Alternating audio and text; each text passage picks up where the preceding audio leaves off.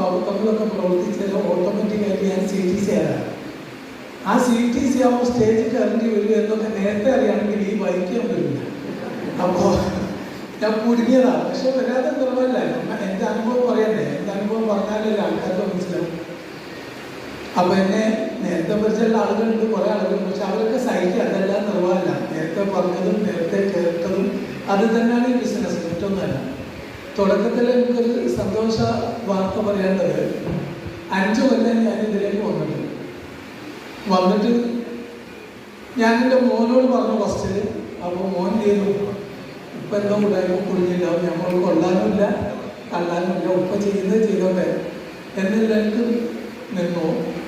3 വർഷം കഴിഞ്ഞതിന് ശേഷം ഓട്ടോമാറ്റിക്കായിട്ടും ട്രഡീഷണൽ ബിസിനസ് അല്ല ജോലിയുടെ പ്രാരബ്ധം അല്ല ജോലിയുടെ പ്രയാസം അവന് മനസ്സിലായ സമയത്ത് ഓട്ടോമാറ്റിക്കായിട്ട് നാട്ടിൽ വന്നു. ഞാൻ പ്ലാൻ പറഞ്ഞു.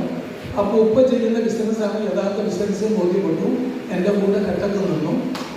ഒരു 2 ലക്ഷം വരെ വരുമാനം കിട്ടുന്ന ഒരു ജോലി മാറ്റി നിർത്തിയിട്ട് ഞാനിനി ഗൾഫിലേക്ക് പോകണില്ല, ഞാൻ ഉപ്പൻ്റെ കൂടെ 24 മണിക്കൂറും വർക്ക് ചെയ്യാൻ എന്ന് പറയുന്നല്ലോ.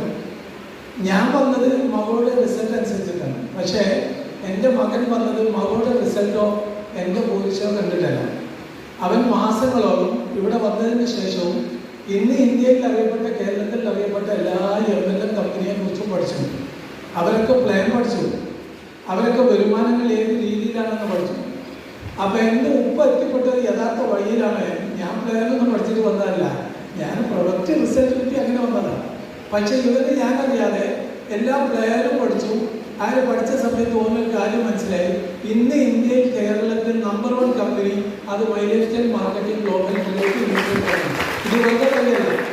ഓരോ കമ്പനിയുടെ പേരെടുക്കാൻ പറയില്ല.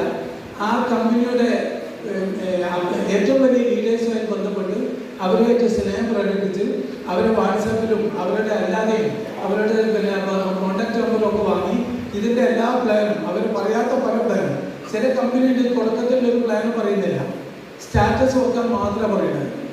അപ്പോൾ ആ സ്റ്റാറ്റസ് നോക്കാൻ മാത്രം പറഞ്ഞ കമ്പനിയായിട്ട് ഇവൻ രഹസ്യമായി പിന്നെയും വന്നുകൊണ്ട് അങ്ങനെ പിന്നീടാണ് മനസ്സിലാവുന്നത് സ്റ്റാറ്റസ് നോക്കൽ മാത്രമല്ല ഇത് മറ്റു പല പരിപാടികളിലേക്ക് നീങ്ങുന്നുണ്ട്.